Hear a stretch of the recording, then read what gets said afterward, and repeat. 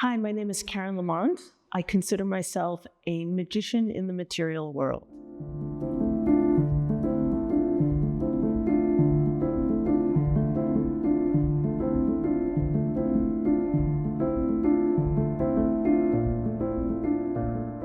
Making sculpture is a way of exploring ideas.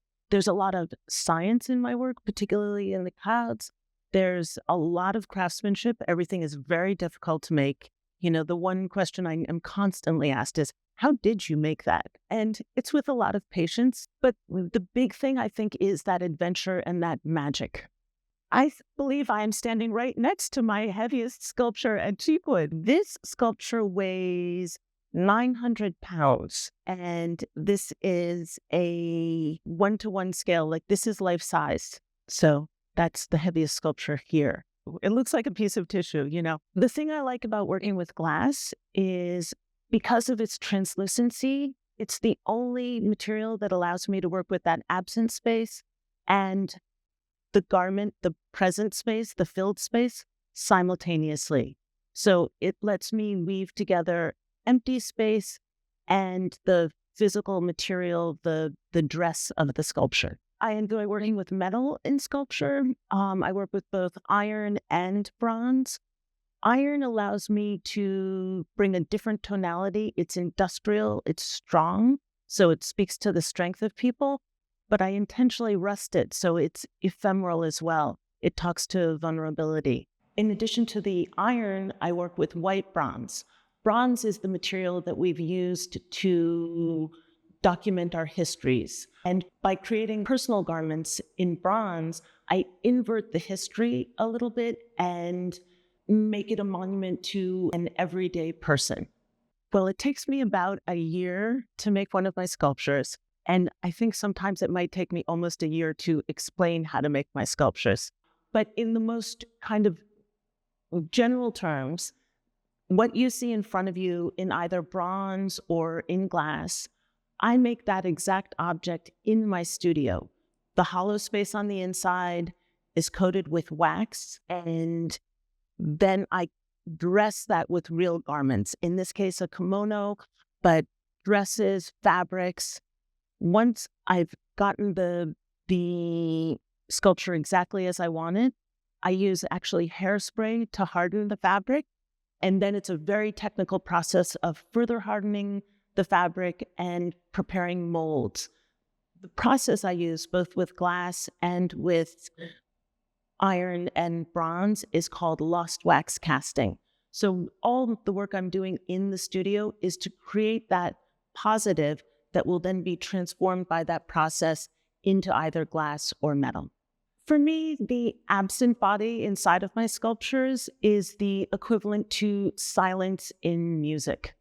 It gives people a chance to take a break and appreciate what's around that absent space.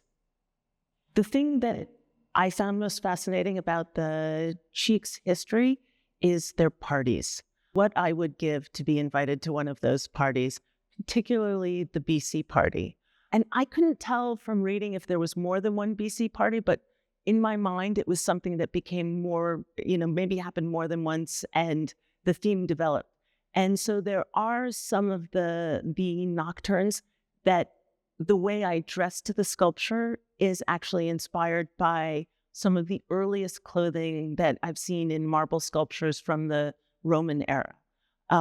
So I think of those as sort of very direct inspirations. But the thing that's fascinated me as we've installed the work is the very subtle conversations between visual elements of the sculpture and for example, the way the books are arranged on the shelf and the pattern of draping in the iron sculptures that are seated in the library.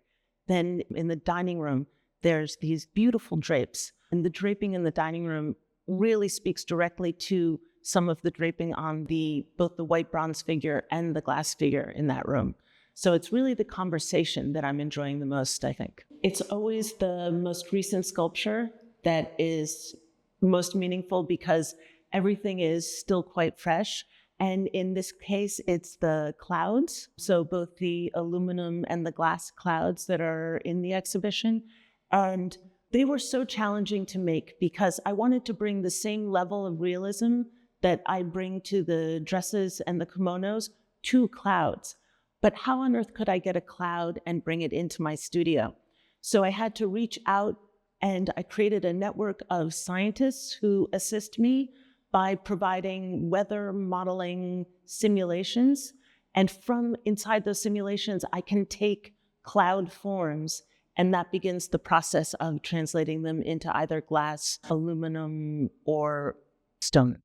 The idea of making a sculpture of the cloud occurred to me because I've been obsessed with clouds since I was a kid. When I was a very tiny child, we lived next to a power plant, and I would watch the white coming out of the chimney, and I thought that was actually where clouds came from. And I called the factory the cloud maker. I was like, oh, let's go see how the cloud maker is doing. So my initial approach was very unscientific. Let's just, as unscientific as it could get. But my quest for making a sort of very real experience is what led me to work with scientists. And in spending time with them and understanding how complex weather is, that a cloud is not simply a beautiful object. It's a very beautiful object, but it's the product of what, if we didn't understand it scientifically, it would seem like magic once again. Magic seems to be our theme, For example, a cumulus cloud, many of the clouds that are in the sky today, weigh 17.5 tons, but they float effortlessly and they look so carefree. So it's that dichotomy, I think, that inspired me to focus on clouds and bring some of that incongruous and seemingly impossible reality into daily life.